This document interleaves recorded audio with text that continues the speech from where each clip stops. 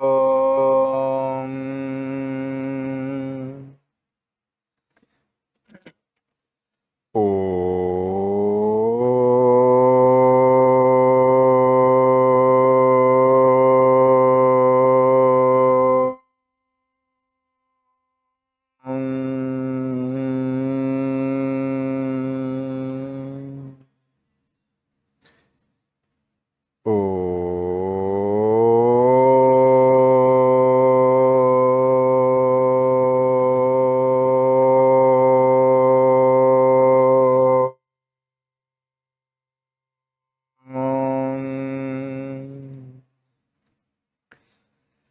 श्री गणेशाय नमः।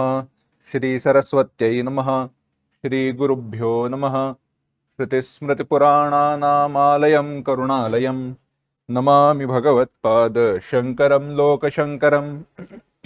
शङ्करं शङ्कराचार्यं केशवं बादरायणं सूत्रभाष्यकृतौ वन्दे भगवन्तौ पुनः पुनः। ईश्वरो गुरुरात्मेति मूर्तिभेदविभागिने व्योमवद्व्याप्तदेहाय दक्षिणामूर्तये नमः। योऽन्तः प्रविश्य मम वाचमिमां प्रसुप्तां सञ्जीवयत्यखिलशक्तिधरस्वधाम्ना अन्यांश हस्तचरणश्रवणत्वगादीन् प्राणान् नमो भगवते पुरुषाय तुभ्यम्। ओम नमः परमहंस स्वाधितचरणचिन्मकरन्दाय भक्तजनमानसनिवासाय श्रीरामचन्द्राय। वागीशायस्य वदने लक्ष्मीर्यस्य च वक्षसि यस्यास्ति हृदये संवित्तं नृसिंहमहं भजे।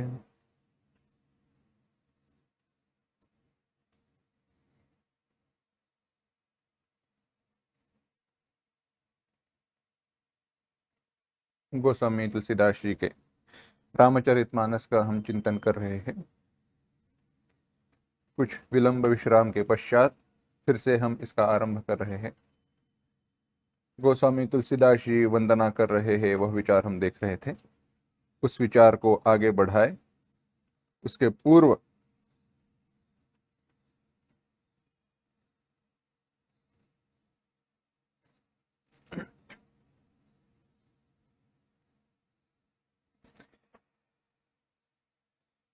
चौदहवें सोरठे से लेके बंदौ मुनि पद पंकंजु वहां से लेके 15वें दोहे तक की जो चौपाइयां हैं उन सबको एक साथ पढ़ते हैं।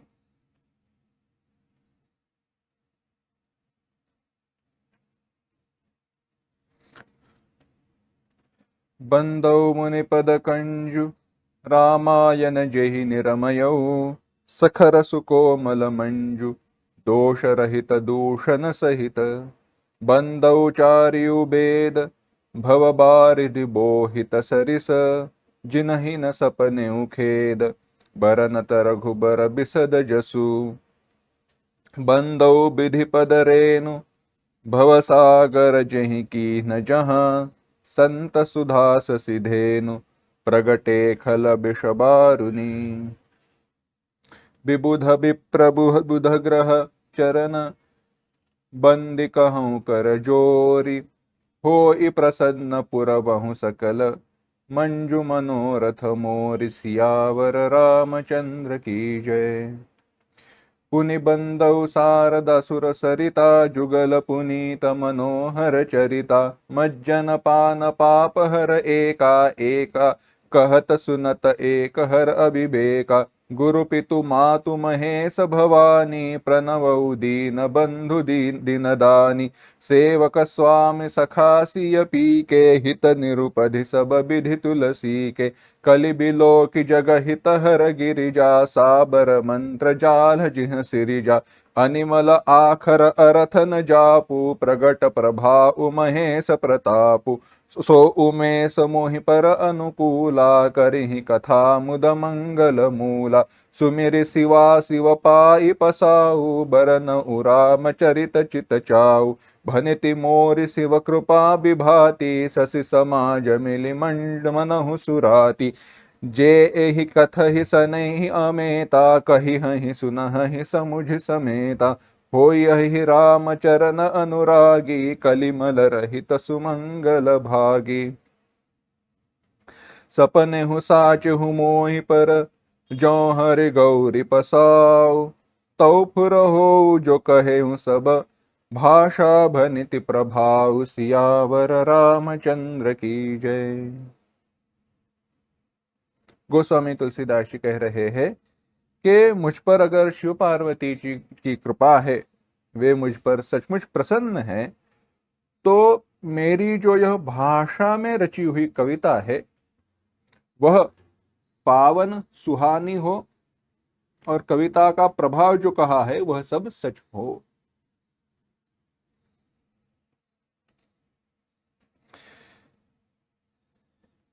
गोस्वामी तुलसीदास जी वंदना करते हैं। वंदना क्यों करते हैं, किस प्रकार से करते हैं, कविता किस प्रकार की है। चाहे कविता यह सदोष हो, दोष के परिपूर्ण हो, कवित्व की दृष्टि से, कविता के जो भी गुण होते हैं उन गुणों की दृष्टि से,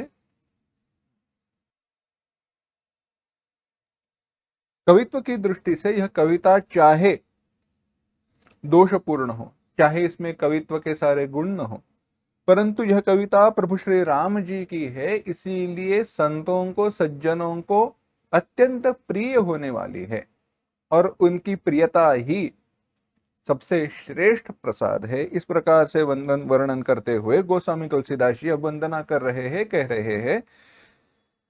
16वें दोहे तक चौपाइयां और दोहा पढ़ेंगे। बंदौ अवधपुरी अति पावनि, सरजु सरी कलि कलुष न सावनि। प्रणवौ पुर नर नारी बहोरी, ममता जिन पर प्रभु ही न थोरी। सिय निंदक अघ ओघ न साए, लोक बिलोक बनाई बसाए। बंदौ कौसल्यादिसि प्राची, कीरति जासु सकल जग माची। प्रगटेउ जहाँ रघुपति ससि चारु, विश्व सुखद खल कमल तुसाउ। दशरथ राउर सहित सब रानी, सुकृत सुमंगल मूर्ति मानी। करौ प्रणाम करम बन बानी, करहु कृपा सुत सेवक जानी।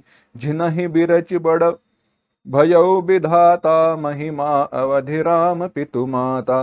बंदौ अवध भुआल, सत्य प्रेम जहि राम पद। बिछुरत दीन दयाल, प्रिय तनु तृण इव परिहरेउ। यह चिंतन हमने पिछले पाठ में किया था, परंतु फिर भी उसका चिंतन एक बार करते हैं, संक्षेप में करते हैं। परंतु यहाँ पर गोस्वामी तुलसीदास जी अवध निवासी जो लोग हैं उनकी वंदना करते हैं, अवध अयोध्यापुरी की वंदना करते हैं। कह रहे हैं, मैं अवधपुरी की वंदना करता हूं जो कलयुग के पापों का नाश करने वाली है। सरयू नदी का की मैं वंदना करता हूं जो सारे पापों को नाश करने वाली है। और अवधपुरी के नर नारियों को प्रणाम करता हूं जिन पर प्रभु श्री राम जी की कृपा बसी हुई है। अयोध्या मथुरा माया, काशी कांची त्वंतिका, पुरी द्वारावती चैव सप्तैते मोक्षदायिका। जो 7 मोक्ष देने वाली नगरियां है, नगर है, पुरियां हैं, उनमें वह जो सारे पुर है, नगर है, उसमें पहला नाम लिया अयोध्या जी का। अयोध्या मथुरा माया मोक्ष देने वाली है। क्यों देने वाली है? क्योंकि वहां पर बसने वाले जो नर नारी है उन पर प्रभु श्री राम जी की कृपा नित्य होती रहती है। और सरयू नदी जी का वहां पे संगम, सरयू नदी का संयोग है, संगम नहीं संयोग है। ज्ञान की भूमि है, भक्ति की भूमि है। देखा जाए तो आगे चलकर वर्णन आएगा कि अयोध्या नगरी जो है वह भक्त की भूमि है। और अयोध्या नगरी में सबसे श्रेष्ठ भक्त है भरत जी। अयोध्या नगर में बसने वाले सब नर नारियां प्रभु श्री राम जी के भक्त है, परंतु उनमें सबसे श्रेष्ठ भक्त है भरत जी। जनकपुर ज्ञान की नगरी है और उनमें श्रेष्ठ स्वयं राजा जनक है। कर्म की भूमि है किष्किंधा और कर्मी है सुग्रीव जी। क्यों ऐसे विचार है उसका विचार बाद में देखेंगे, जैसे विस्तार आएगा तब देखेंगे। काम की भूमि है लंका और मूर्तिमंत काम है स्वयं रावण जी और मेघनाथ दोनों। काम माने इच्छा, आकांक्षाएं,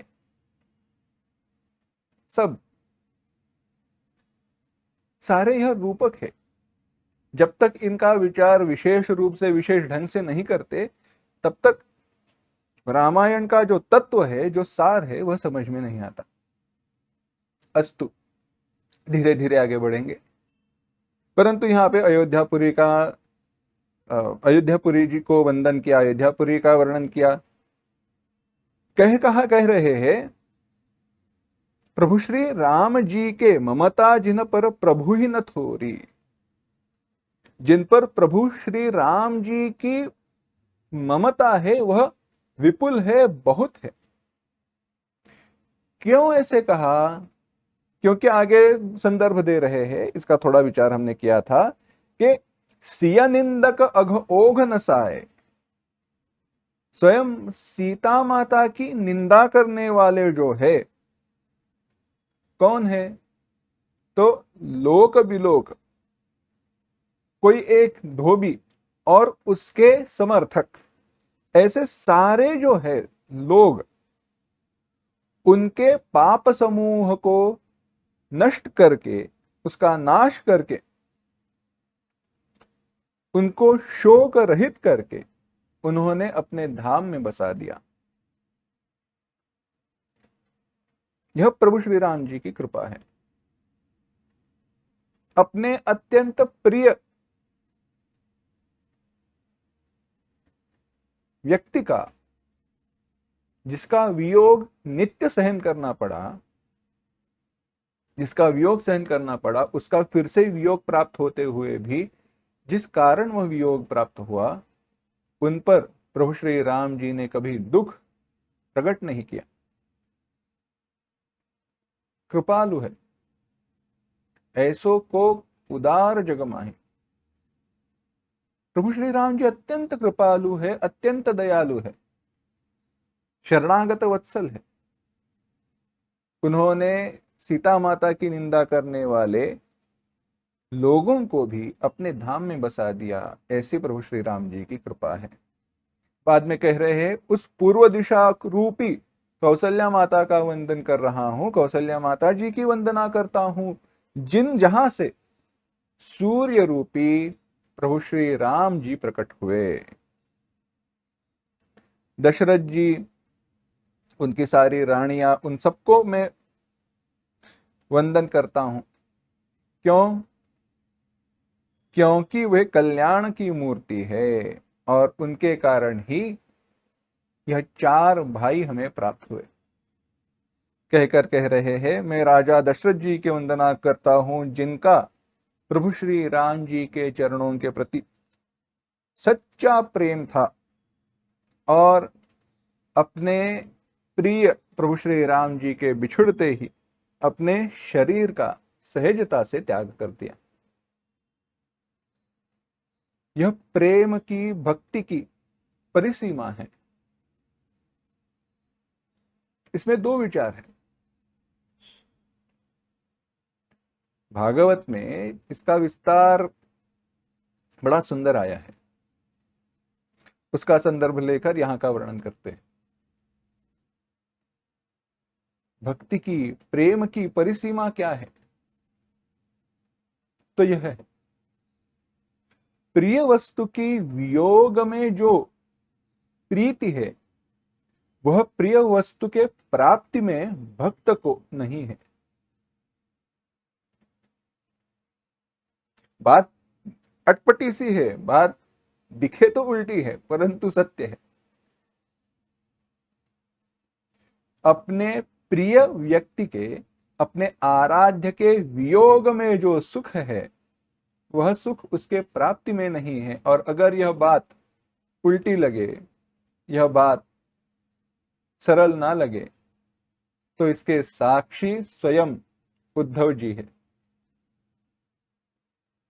इसके साक्षी, इसके दर्शक स्वयं गोपियां हैं।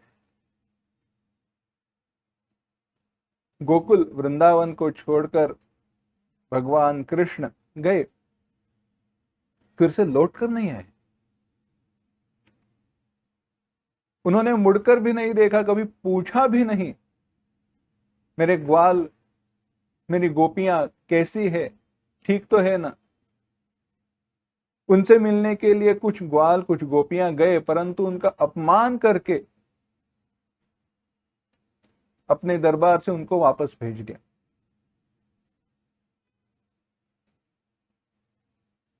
क्यों ऐसे हुआ, चिंतन करने की बात है। पूछा गया, राधा रानी जी को पूछा गया, क्यों तुम नहीं जाती हो। राधा रानी ने कहा वो आएगा नहीं। एक सहेली थी, देखा नहीं गया विरोग, देखा नहीं गया दुख। बड़ा सुंदर वर्णन आया है। माता राधा रानी का शरीर अत्यंत दुबला हो गया है, शरीर में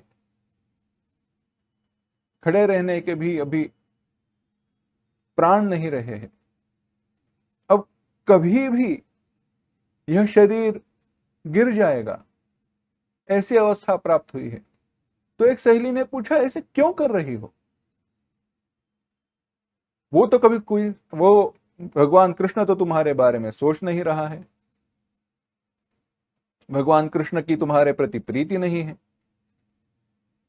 तो ऐसे तुम क्यों कर रही हो। मैं जाती हूं और उसको पूछती हूं तुम क्यों नहीं आ रहे हो। राधा रानी ने कहा तुम मत जाओ। सारा विचार है, विचार है, तो वह सहेली गई। कृष्ण ने उसका अपमान करके वापस भेज दिया।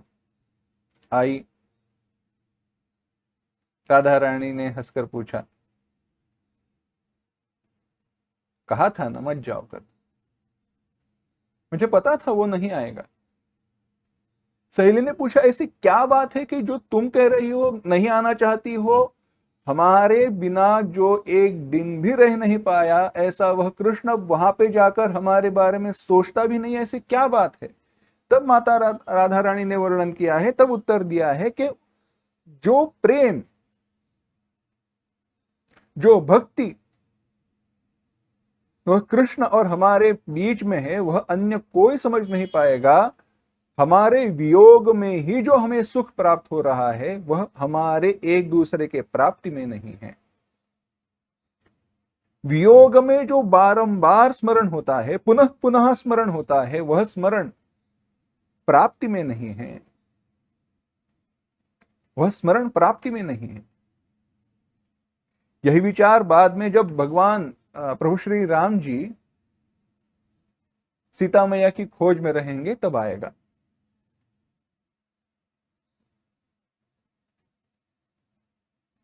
वहां पर दूत के रूप में हनुमान जी को भेज दिया था। कई सारे प्रसंग हैं। प्रभु श्री राम जी ने हनुमान जी को दूत के रूप में सीता मैया को मिलने के लिए भेज दिया था, बाण के रूप में भेज दिया था। उसका जो रूपक है वह इसी प्रकार से है। उसके पूर्व जब प्रभु श्री राम जी घूम रहे थे तो वृक्ष को देख कर कह रहे थे, हे सीते हे सीते, पूछत चले रतात रूपाती। वृक्ष, फूल, पत्ते, इनको पूछ रहे थे मेरी सीता मैया को देखा क्या। ब्रह्मांड के स्वामी प्रभु श्री राम जी जो सारे जगत के अधिपति है, क्या उन्हें पता नहीं था सीता माता कहां पर है।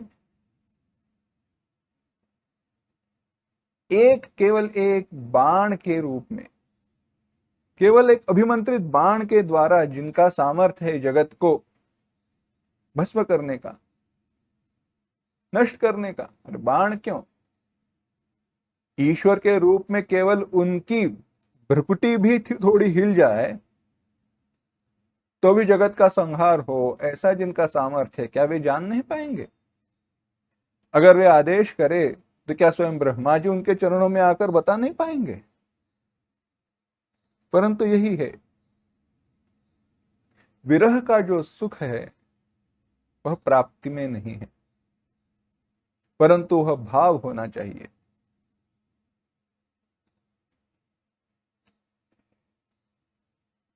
जो कथा आती है आगे चलकर, एक केवल संक्षेप में बता देता हूं। हनुमान जी जब पहुंचे सीता मैया को मिलने के लिए, संदेश भेजने के लिए, तो सीता मैया ने कहा हनुमान जी से, हनुमान जी तुम आए हो पर मुझे पता है प्रभु श्री राम जी की मुझ पर प्रीति नहीं है,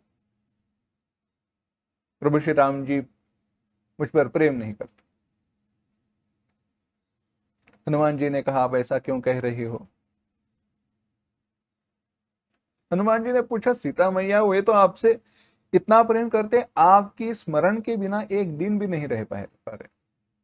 तो सीता मैया ने कहा तो अब तक आकर मुझकर ले जाते थे।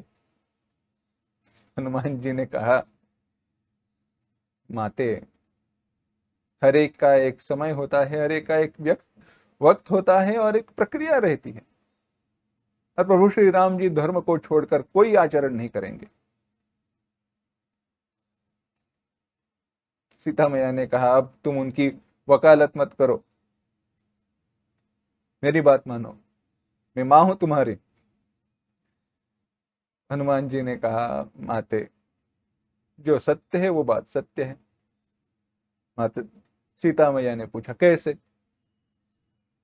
हनुमान जी ने कहा देखो, प्रभु श्री राम जी का वचन है। क्या है?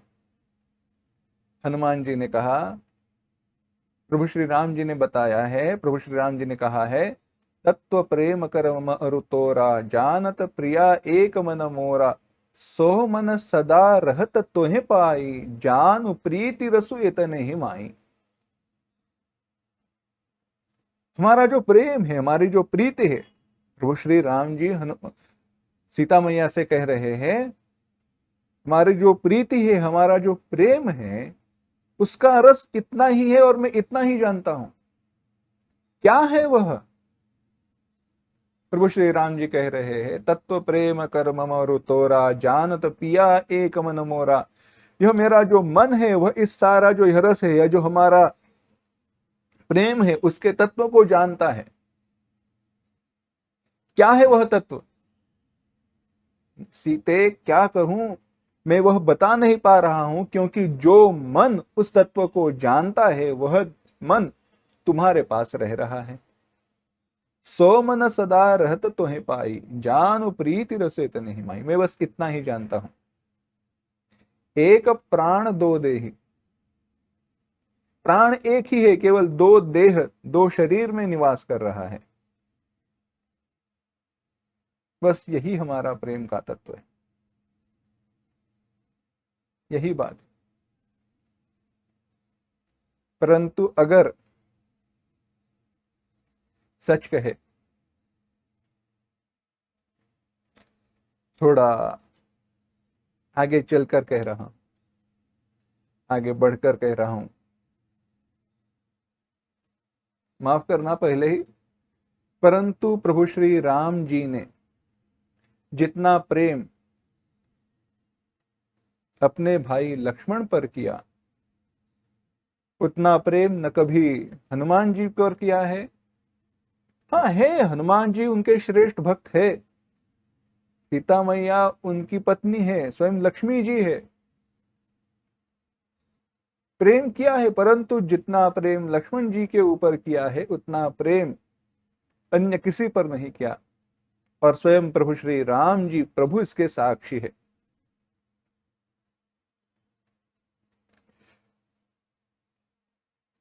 हनुमान जी तो नित्य साथ में थे, परंतु आगे चलकर हनुमान जी तो उनके सेवक है, हनुमान जी तो उनका भक्ति को जगत में बढ़ाने के लिए, जगत लोगों तक पहुंचाने के लिए, भक्तों तक पहुंचाने के लिए तत्पर है। वह बात भिन्न है। परंतु भरत जी की अभाव है, भरत जी को छोड़कर प्रभु श्री राम जी रह पाए, भरत जी को छोड़कर प्रभु श्री राम जी रह पाए। सीता मैया के बिना प्रभु श्री राम जी रह पाए, सीता मैया के विरह को उन्होंने सहन किया, सीता मैया के विरह को सहन किया, भरत जी के विरह को सहन किया, अयोध्यापुर निवासी जो नगरजन है उनके विरह को सहन किया, परंतु भ्राता लक्ष्मण के विरह को कभी सहन नहीं कर पाए। जब लक्ष्मण जी को देह त्याग करने की आज्ञा दी, लक्ष्मण जी ने अपने देह का, अपने अवतार की समाप्ति की, देह का त्याग किया, उसी दिन प्रभु श्री राम जी ने अंत में अपने शरीर का भी त्याग कर दिया। लीला की समाप्ति में लक्ष्मण जी को कह दिया अब अवतार समाप्ति का समय आ गया है। दुर्वास ऋषि, अष्टावक्र ऋषि, वह सारा संदर्भ आता है, कथा का संदर्भ आता है। तो आदेश दिए थे कोई मिलने ना आए, अगर कोई मिलने आए तो उसको अपने प्राणों का त्याग करना पड़ेगा। लक्ष्मण जी को पता था, फिर भी वह अंदर गए, उनके अंतःपुर में गए। सारी कथा आती है, लक्ष्मण जी को कह दिया, लक्ष्मण जी ने कहा ठीक है। लक्ष्मण जी ने सुबह अपने शरीर का त्याग कर दिया, शाम को प्रभु श्री राम जी ने भी अपने अवतार की समाप्ति की। वही बात कृष्णावतार में बलराम दादा अपने बड़े भाई बलराम के अभाव में वे नहीं रह पाए, वही बात आती है। यह है प्रेम का तत्व। जिन्होंने अपने जो विरह सह नहीं पाए,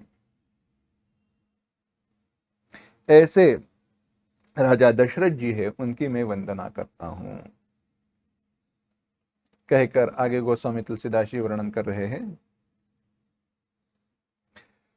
प्रणवो परिजन सहित विदेहु, जाहि राम पद गूढ़ सनेऊ, जोग भोग मह राखेउ गोई, राम बिलोकत प्रगटेउ सोई। प्रणवो प्रथम भरत के चरना, जासु नेम व्रत जाहि न बरना, राम चरण पंकज मन जासु, लुबुध मधुप इव तजहि न पासु। बंदौ लक्ष्मण पद जल जाता, शीतल सुभग भगत सुखदाता, रघुपति कीरति बिमल पताका, दंड समान भयउ जस जाका। शेष सहस्र शीस जग कारण, जो अवतरे भूमि भय टारन, सदा सुसानुकूल रह मो पर, कृपा सिंधु सौमित्र गुणाकर। रिपुसूदन पद कमल नमामि, सूर सुशील भरत अनुगामी, महावीर बिनवौ हनुमाना, राम जासु जस आप बखाना। प्रणवौ पवन कुमार, खल बन पावक ज्ञान घन, जासु हृदय आगार, बसहि राम सर चाप धर। कह रहे हैं मैं अब सारे परिवार सहित प्रभु श्री राम जी की, जनक जी वंदना करता हूं, राजा जनक जी को परिवार सहित प्रणाम करता हूं, जिनका प्रभु श्री राम जी के प्रति जो गूढ़ प्रेम था, जिन्होंने योग और भोग में अपने अंदर छिपा रखा था, वह प्रभु श्री राम जी को देखते ही प्रकट हुआ। बड़ी सुंदर कथा है। हुआ ऐसे, और यह ज्ञानी का हृदय है, सच्चे ज्ञानी का हृदय है।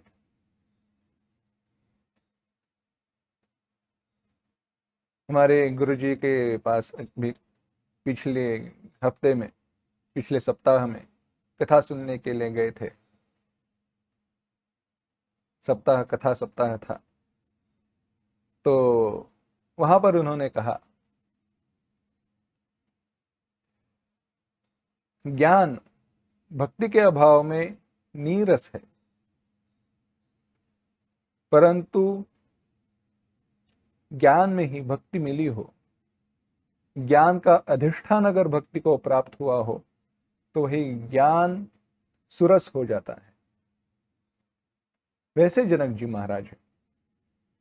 जनक जी महाराज स्वयं ज्ञानी है, ब्रह्म ज्ञानी है, जीवन मुक्त है। जनक यह अभिधान है।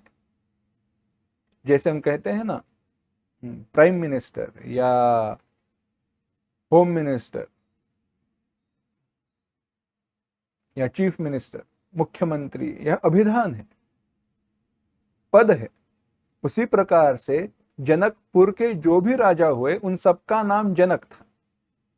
उनके स्वयं के दिए गए जो नाम थे वह अलग अलग थे, परंतु सारे जनक इस नाम से जाने जाते हैं। जनकपुरी नेपाल में आती है, नेपाल का जो प्रदेश है वहां पे, सीता मैया वहां की है।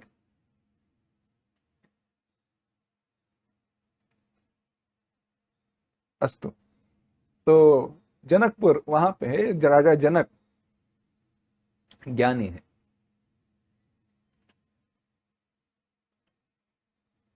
तो हुआ ऐसे,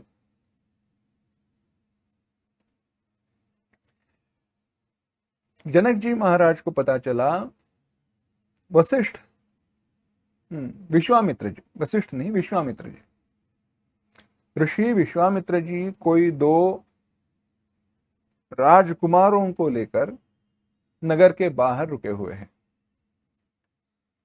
है तो राजकुमार, परंतु शरीर पर जो वेश धारण किया है वह ऋषिपुत्रों का है।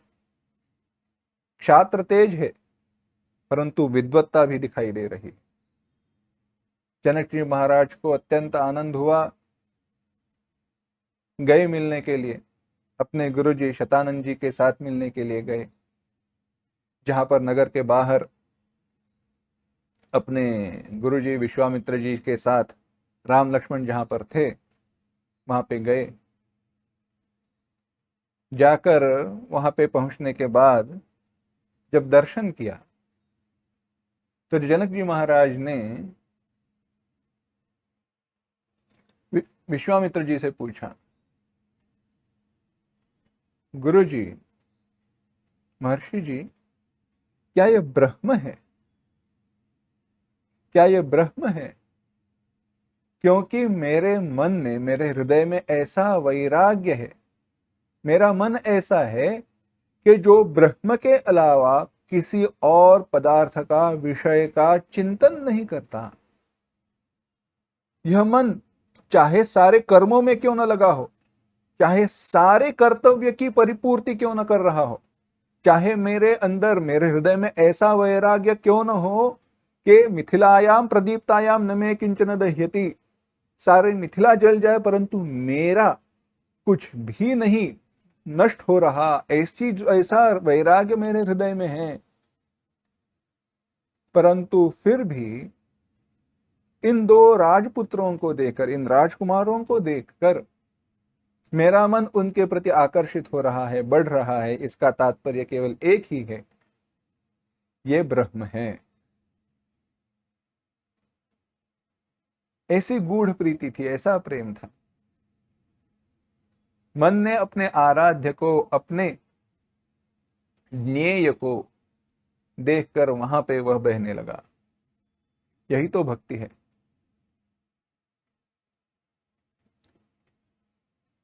धृतस्य भगवद्धर्मात् धारावाहिकतां गता सर्वेशे मनसो वृत्ति भक्तिरित्यभिधीयते। भक्ति, भक्ति क्या है? अनेक व्याख्याएं दी गई। नारद महर्षि जी ने कहा, नारदस्तु तदर्पिता अखिलाचारिता तद विस्मरणे व्याकुलता इति। नारद महर्षि जी कह रहे हैं, तदर्पिता अखिलाचारिता, सारे अपने आचार, सारे अपने कर्तव्य उसके प्रति हो, तद अर्पिता, उसके लिए समर्पित हो जाए और उसके विस्मरण में व्याकुलता हृदय में हो, तो वह भक्ति है। इसी को दूसरे शब्दों में कहते हुए मधुसूदन सरस्वती जी ने कहा, भगवत धर्मात्, भगवत धर्म, भगवान की लक्षणों के कारण हृदय का, मन का भगवान के प्रति द्रवीभूत होकर बहना, प्रवाहित होना ही भक्ति है। जैसे ही प्रभु श्री राम जी का दर्शन हुआ, जनक जी महाराज का हृदय द्रवीभूत होकर उनके प्रति बहने लगा। यह गूढ़ भक्ति है।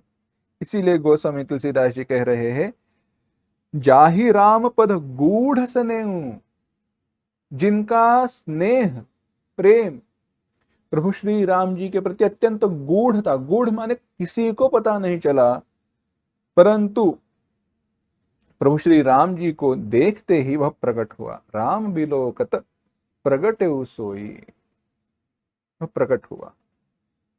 मैं अब प्रभु श्री राम जी के भाइयों की वंदना करते हैं, मैं प्रभु भरत जी की वंदना करता हूं, क्योंकि नियम और व्रत जो उन्होंने जिन नियम व्रतों का आचरण किया उसका वर्णन नहीं किया जा सकता। भरत जी रहे, अयोध्या में रहे, अयोध्या में यानी अयोध्या के बाहर रहे, क्योंकि उन्होंने कहा अगर मेरे भाई प्रभु श्री राम जी वनवास में रह रहे हैं तो मैं भी उन्हीं नियम व्रतों का आचरण करते हुए बाहर रहूंगा। मैं भी, क्योंकि वनवास का एक जो नियम था नगर में नहीं रहना, इसलिए प्रभु श्री राम जी ने कभी भी नगर में प्रवेश नहीं किया। किष्किंधा में भी बाहर रहे, नगर के बाहर रहे, नगर में प्रवेश नहीं किया। लंका में भी नगर में प्रवेश नहीं किया, बाहर ही रहे। इसी जो व्रत नेम जिसका आचरण भरत जी ने किया उसका वर्णन नहीं किया जा सकता। लक्ष्मण जी के चरण कमलों को प्रणाम करता हूं। क्यों? क्योंकि प्रभु श्री राम जी के यश की पताका को फहराने वाले दंड के समान लक्ष्मण जी हैं। प्रभु श्री राम जी के यश कीर्ति का आधार लक्ष्मण जी है।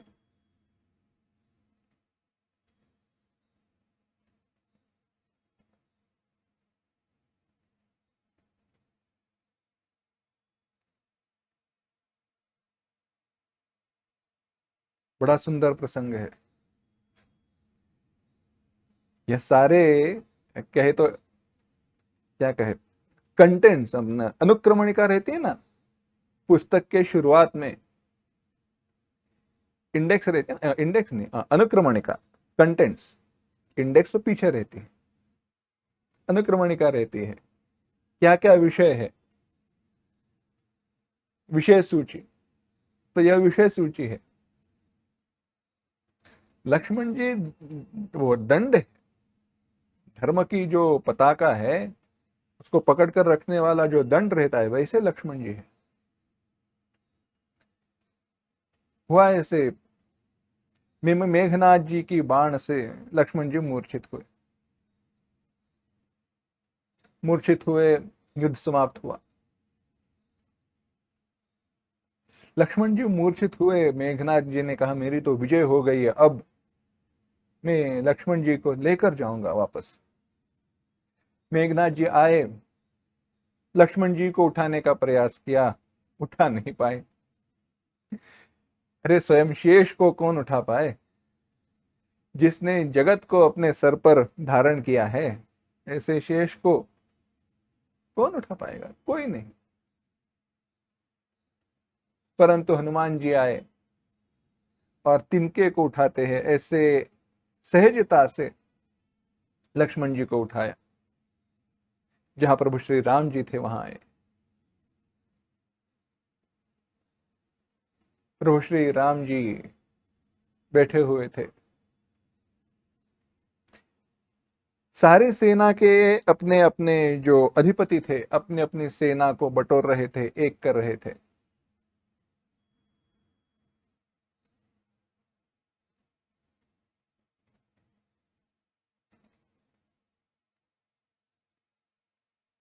तो तब प्रभु श्री राम जी ने पूछा, मेरे लक्ष्मण जी कहाँ है, मेरा लक्ष्मण कहाँ है, अभी तक दिखाई नहीं दे रहा।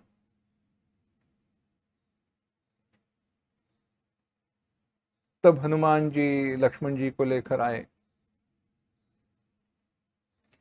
व्यापक ब्रह्म अजित भुवनेश्वर, लक्ष्मण कहाँ, मुहर लक्ष्मण कहाँ, मेरे लक्ष्मण जी कहाँ है। लक्ष्मण जी को मूर्छित देखकर प्रभु श्री राम जी ने कहा, अगर लक्ष्मण जी के बिना मैं रह नहीं पाऊंगा, छोड़ दूंगा यह युद्ध, सब लोग अपने अपने घर चले जाओ, मैं चले जाऊंगा, मैं गिरिकंदराओं में रहूंगा, परंतु लक्ष्मण के बिना रह नहीं पाऊंगा।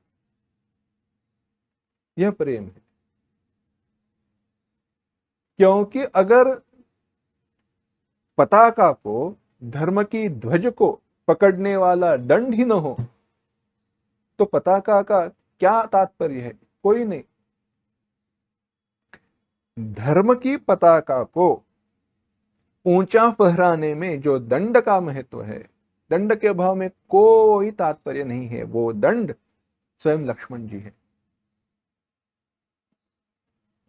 उन लक्ष्मण जी की मैं वंदना करता हूं। आगे कह रहे हैं, मैं शत्रुघ्न जी के चरणों में वंदना करता हूं, जो बड़े वीर है, सुशील है और भरत जी के पीछे पीछे चलने वाले हैं।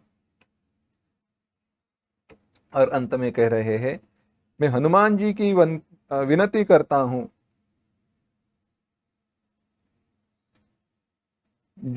हनुमान जी की वंदना करता हूं जिनके यश का वर्णन स्वयं प्रभु श्री राम जी ने किया है।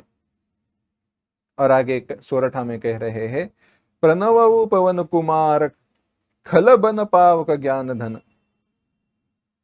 मैं हनुमान जी की वंदना करता हूं जो दुष्टों की वन को, दुष्ट रूपी वन को जलाकर भस्म करने वाले अग्नि के समान है, और जो ज्ञान की मूर्ति है और जिनके हृदय में जास हृदय आगार धरे राम सर चाप, जिनके हृदय में धनुष बाण लिए हुए प्रभु श्री राम जी बैठे हुए हैं। आगे कह रहे हैं, आगे सारी वंदनाएं आती हैं। कपिपति रीछ निशाचर राजा, अंगदादिजे की समाजा, बंदौ सबके चरण सुहाए, अधम शरीर राम जिन्ह पाए, रघुपति चरण उपासक जेते, खग मृग सुर नर असुर समेते, बंदौ पद सरोज सबके रे, जे बिनु काम राम के चेरे, सुख सनकादि भगत मुनि नारद, जे बुनि बर विज्ञान विशारद, प्रणव सबहि धरनि धरि सीसा, करहु कृपा जन जानि मुनीसा, जनक सुता जग जननि जानकी, अतिशय प्रिय करुणा निधान की, ताके जुग पद कमल मनावो, जासु कृपा निरमल मति पावो, पुनि मन बचन कर्म रघुनायक, चरण कमल बंदहु सब लायक, राजीव नयन धरे धनुषायक, भगत विपत भंजन सुखदायक, गिरा अर्थ जल बीच सम, कहियत भिन्न न भिन्न, बंदौ सीता राम पद, जिन्हि परम प्रिय खिन्न, सियावर रामचंद्र की जय। हनुमान जी कह रहे हैं, अब मैं वंदना करता हूं किन की? राजा सुग्रीव जी की वंदना करता हूं, जांबवान जी की, राक्षसों के राजा विभीषण जी की, अंगद जी, सारा जो वानर समाज है उनकी मैं वंदना करता हूं, जिन्होंने अपने अधम शरीर में भी, शरीर चाहे अधम हो, पशु का हो, राक्षसों का हो, फिर भी जिन्होंने प्रभु श्री राम जी को प्राप्त कर लिया। कह रहे हैं, मैं पशु पक्षी देवता मनुष्य असुर समेत सारे जो रामचरणों के उपासक है उन सबकी वंदना करता हूं। जो राम जी के निष्काम सेवक है, मैं वंदना करता हूं सुखदेव जी, सनकादि मुनियों की, नारद जी, जो परम श्रेष्ठ, जो भी परम श्रेष्ठ भक्त ज्ञानी है, उन सब की मैं वंदना करता हूं। वे सारे अपना दास जानकर मुझ पर कृपा करे। मैं जगन माता करुणा निधान प्रभु श्री राम जी की अत्यंत प्रिय सीता मैया की वंदना करता हूं, उनके चरण कमलों में माथा नवाता हूं, जिनकी कृपा से मैं निर्मल बुद्धि प्राप्त करूंगा। कह रहे हैं मन क्रम वचन, मन से, वचन से, कर्म से चरण कमल बंदव सब लायक। भगवान प्रभु श्री राम जी के चरण कमलों की वंदना करता हूं, जिन्हें अत्यंत दुखी दीन बहुत प्रिय है।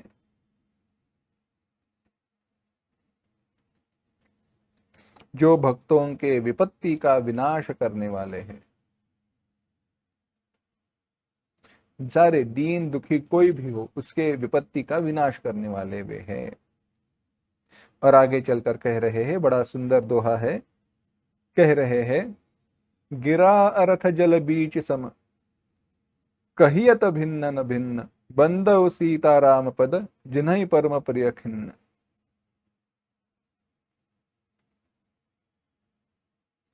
जगत पितरौ वंदे पार्वती परमेश्वरौ। कवि कुलगुरु कालिदास जी का स्मरण यहाँ पे कर रहे हैं, देखा जाए तो।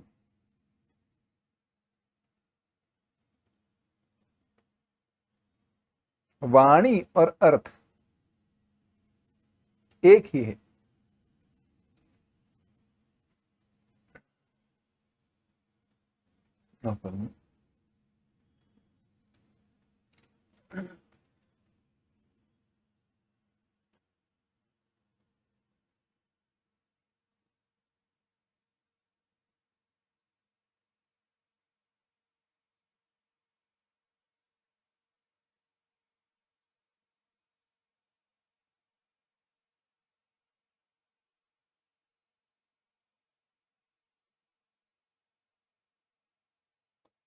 कह रहे हैं वाणी और अर्थ, गिरा अर्थ, वाणी और अर्थ,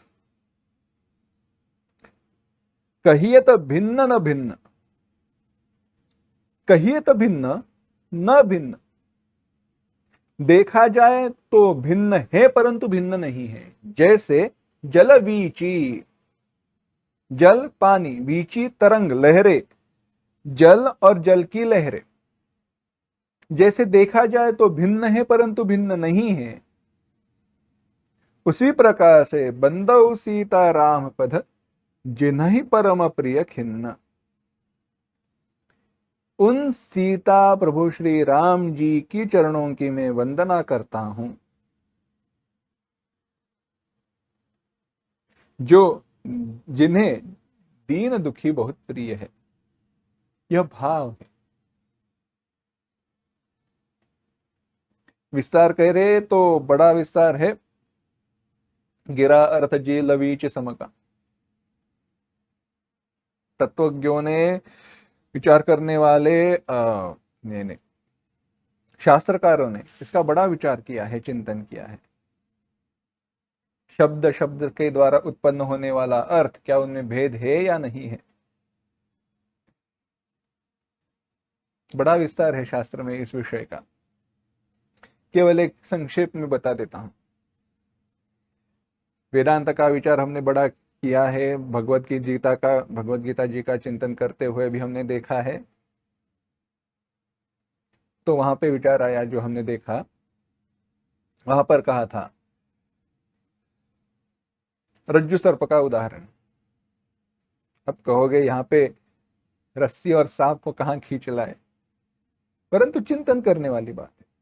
कैसे शास्त्रकारों ने शास्त्र को ही प्रमाण रखते हुए चिंतन किया है, विचार किया है उसका। तो कहा रज्जु सर्प का उदाहरण दिया जाता है तो रस्सी है, रस्सी के ऊपर सांप का आभास हुआ, सर्प का आधा आभास हुआ, सांप दिखाई दिया, है ना। तो इसी प्रकार से ब्रह्म का जो अधिष्ठान है, उस ब्रह्म के अधिष्ठान पर जगत का आभास हुआ है। पारिभाषिक शब्दों में इसके कहा गया रज्जु का विवर्त सर्प है, विपरीतम वर्तते भासते इति विवर्तः। सरल भाषा, विपरीत रूप में जो दिखाई दे रहा है वह रस्सी विपरीत रूप में सर्प के रूप में दिखाई दे रही है, तो इसे कहा गया विवर्त। सर्प क्या है? रस्सी का विवर्त है। अच्छा, तो वैयाकरणी जो है उन्होंने कहा इसमें नई कौन सी बात है? आप पूछोगे ये कैसे? तो जो संस्कृत जानते हैं उनको पता रहेगा, दृश्य धातु जो है ना, दृश्य धातु हो या पा धातु हो, दृश्य धातु को जब दृश्य धातु के रूप बनाते हैं तो दृश्य धातु पर पश्य ऐसा आदेश होता है और पश्यति ऐसे रूप बनता है।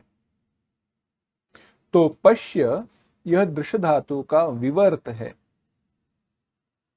जैसे रस्सी पर सांप का आभास हुआ और उसके साथ व्यवहार हुआ, उसी प्रकार से दृश्य धातु पश्य दृश्य धातु का विवर्त है, इस प्रकार से वर्णन किया। यही शब्द और अर्थ उनमें भेद नहीं है, और अर्थ और शब्द उनमें भेद नहीं। विश्वास नहीं होता तो उदाहरण ही दे देता हूं।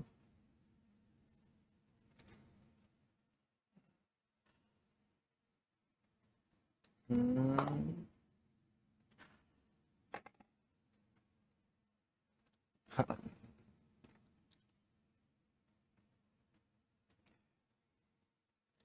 अब मेरे हाथ में कोई वस्तु है, थोड़ी चमक रही, हाँ ठीक है। मेरे हाथ में कोई वस्तु है। अब क्या है यह, मैं पूछूं। वस्तु दिखाई दी आपको,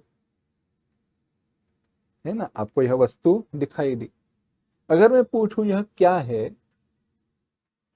तो होगा क्या? आपको शब्द में ही इसको प्रकट करना पड़ेगा। आपने कहा हम बोलेंगे ही नहीं, कोई कुछ मत कहना, बोलना ही मत, परंतु कोई एक शब्द रूपी विचार मन में प्रकट होना चाहिए ना, या ऐसे ही होगा? भाषा का जो विकास हुआ है वह इसी प्रकार से हुआ है। कोई अब सहजता से कहे, कैसे कहे, ऐसे कहो। वर्ण अ आ इ ई क ख ग घ ङ, यह सारे जो वर्ण हैं, एक विशिष्ट वर्णों की समुदाय में, रचना में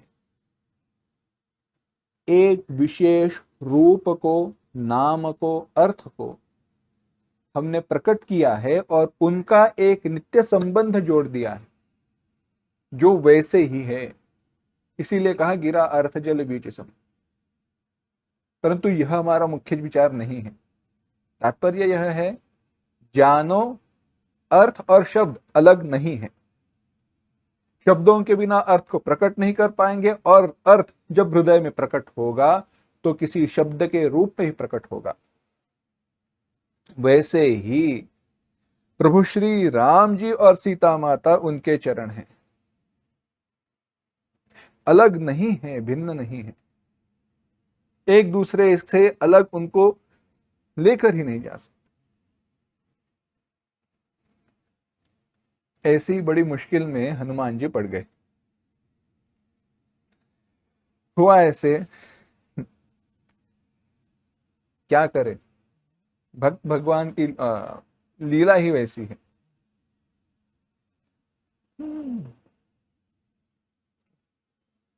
प्रभु श्री राम जी अयोध्यापुर में लौट गए थे। अयोध्या में उनका राज्य चल रहा था। एक बार आसन पर बैठे हुए थे, बाजू में सीता माता थी। अब बैठे बैठे क्या करे, तो सीता माता ने पूछा, हनुराम जी से कहा, प्रभु आपके चरण कितने सुंदर हैं। मेरे लिए वनवास में, वन में आपको मुझे ढूंढते हुए बहुत घूमना पड़ा, बहुत कष्ट हुए रहेंगे। राम जी ने कहा, नहीं नहीं, मेरे चरणों से आपके चरण सुंदर है, अत्यंत कोमल है, जिन चरणों को मेरे पीछे 13 साल घूमना पड़ा। अब हो गई बात, किसके चरण, किसके पद, किसके पैर अत्यंत सुंदर है, तो बात होने लगी। राम जी कह रहे, सीते तुम्हारे पद अत्यंत सुंदर है, तुम्हारे चरण अत्यंत सुंदर है। सीता मैया कह रही है, नहीं तुम्हारे पद अत्यंत सुंदर है। अब हो गया झगड़ा शुरू। अब सुलझाए कौन, कोई तीसरा व्यक्ति चाहिए। राम जी ने कहा, तुम रुको, लक्ष्मण इधर आओ। लक्ष्मण जी बाजू में ही थे, आए। लक्ष्मण जी से राम जी ने कहा, देखो एक प्रश्न है, तुम्हें उत्तर देना होगा। लक्ष्मण जी ने जान लिया अपने अवतार समाप्ति का समय आ गया है। राम जी ने कहा, लक्ष्मण देखो, हम दोनों में झगड़ा हुआ है, प्रश्न ऐसा है, किसके पद अत्यंत सुंदर है, मेरे पद या सीता माता के, सीता के पद। लक्ष्मण जी मन ही मन सोचने लगे, अब किसका सहारा ले, एक जगन माता है और एक भाई है, किसके पास जाए। लक्ष्मण जी सोचने लगे। राम जी ने आंखें बड़ी करके लक्ष्मण जी की तरफ देखा, मानो कह रहे थे, देख लक्ष्मण, मैं तुम्हारा बड़ा भाई हूं, मेरा साथ देना होगा, मेरे पक्ष में तुम्हें आना पड़ेगा, कहना पड़ेगा सीता माता के पैर अत्यंत सुंदर है। मेरे पैर अत्यंत सुंदर है कहा तो मैं हूं और एक तुम। सीता माता ने भी आंखें बड़ी करके लक्ष्मण की तरफ देखा। लक्ष्मण जी ने सोचा, अब क्या, मानो सीता मैया कह रही है, तुम मेरे पुत्र के समान हो लक्ष्मण, अगर मेरा साथ नहीं दिया, तुम एक मैं हूं और एक तुम हो। लक्ष्मण जी ने सोचा, अब क्या करे, इस सुलझन से बचे कैसे।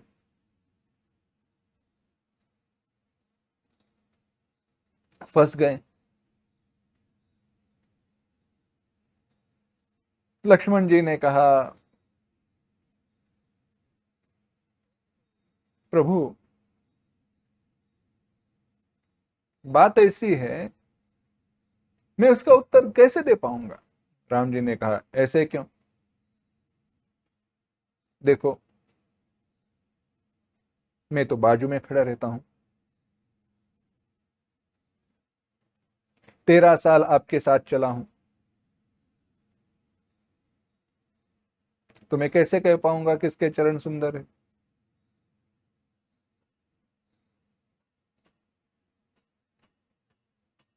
लक्ष्मण राम ने कहा, बच गए, तो बताओ कौन बता पाएगा।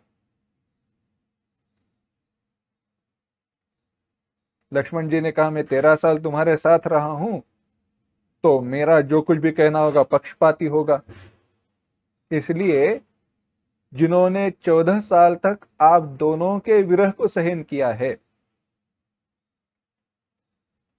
उनसे पूछो कौन है वह। तो भरत जी है। राम जी ने भरत जी को पुकारा। लक्ष्मण जी ने कहा चलो आज तो जान बच गई। बाजू में आकर खड़े हो गए। राम जी ने भरत जी को पूछा, रहा भरत आओ। भरत जी आए। भरत जी से पूछा, देखो। भरत जी ने सिर हिलाया, मानो मान गए, समझ गए क्या होने वाला है आगे। फिर से वही बात, किसके पद सुंदर है भरत बताओ। मेरा कहना है, राम जी कह रहे हैं, सीता माता के पद सुंदर है। सीता माता कह रही है मेरे पद सुंदर है। बताओ किसकी बात सच है, किसकी बात सत्य है। भरत जी ने कहा, प्रभु यह कहना मुश्किल है। राम जी ने कहा, ये भी कैसी मुश्किल बात है। देखो यह मेरे पैर है, वो सीता मैया के पैर है। भरत जी ने कहा, प्रभु आपकी बात सत्य है, परंतु 14 साल तक जब यहां पर आपकी चरण पादुकाओं को सिंहासन पर रखकर राज किया, तो जब भी आपकी चरणों की तरफ देखता हूं तो आपकी पादुकाओं का ही स्मरण होता है, चरणों को मैं देख नहीं पा रहा हूं। तो कैसे कहूं किसके चरण सुंदर है। राम जी ने कहा, बच गए। तो कौन बता पाएगा। शत्रुघ्न है, उनसे पूछो। शत्रुघ्न जी को बुलाया गया। शत्रुघ्न जी ने कहा, वैसे वही प्रश्न। अब शत्रुघ्न जी सोचने लगे, लक्ष्मण जी बच गए, भरत जी भी बच गए, अब मैं क्या बताऊं, और सबसे छोटा भाई हूं।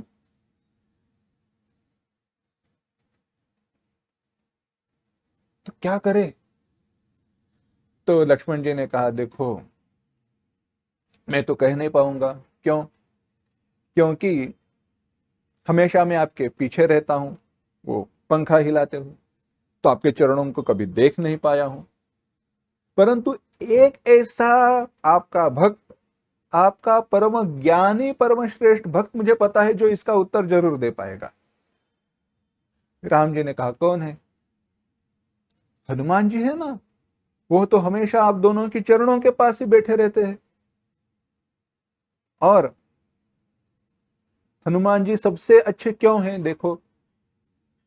क्योंकि जब तक सीता मैया का अपहरण नहीं हुआ तब तक वे ना आपसे मिले थे ना सीता मैया से मिले थे। आपसे, आपने उनको लंका में भेज दिया, लंका में सीता मैया का दर्शन हुआ, आपके पास वापस लौट आए। तो यानी सीता मैया और आपके साथ देखा जाए तो समसमान काल रहे हैं, आपके साथ दीर्घ काल तक रहे हैं ऐसा नहीं है, सीता मैया के साथ दीर्घ काल रहे हैं ऐसा नहीं है। वो ना सीता मैया के ही सेवक है ना न केवल आपके सेवक है, वे आप दोनों के सेवक है। वे हमेशा आप दोनों के चरणों में रहते हैं। राम जी ने कहा, बात तो सही है। शत्रुघ्न जी को कहा, जाओ। हनुमान जी वहीं पे बैठे हुए थे। हनुमान जी से पूछा, हनुमान बताओ। अब हनुमान जी वहीं पे बैठे हुए थे, तो उन्होंने एक भी बात नहीं सुनी होगी, तो ऐसा हो ही नहीं पाएगा। हनुमान जी से पूछा, हनुमान बताओ किसके पद सुंदर है। अब यह सारी बात कहां से शुरू हुई। बंदो सीता राम पद, सीता राम जी के पद की वंदना कर रहे हैं। कौन ना, गोस्वामी तुलसीदास जी। तो सीता मैया ने पूछा, बताओ हनुमान, बेटे हनुमान बताओ किसके चरण अत्यंत सुंदर है। मैं कह रही हूं प्रभु श्री राम जी के चरण पद अत्यंत सुंदर है। राम जी ने कहा, हनुमान बताओ किसके पद अत्यंत सुंदर है? आप मेरे परम भक्त हो, बड़े ज्ञानी हो, बताओ। मैं कह रहा हूं सीता मैया के पद अत्यंत सुंदर है, सीता के पद अत्यंत सुंदर है। तो हनुमान जी आकर बैठे।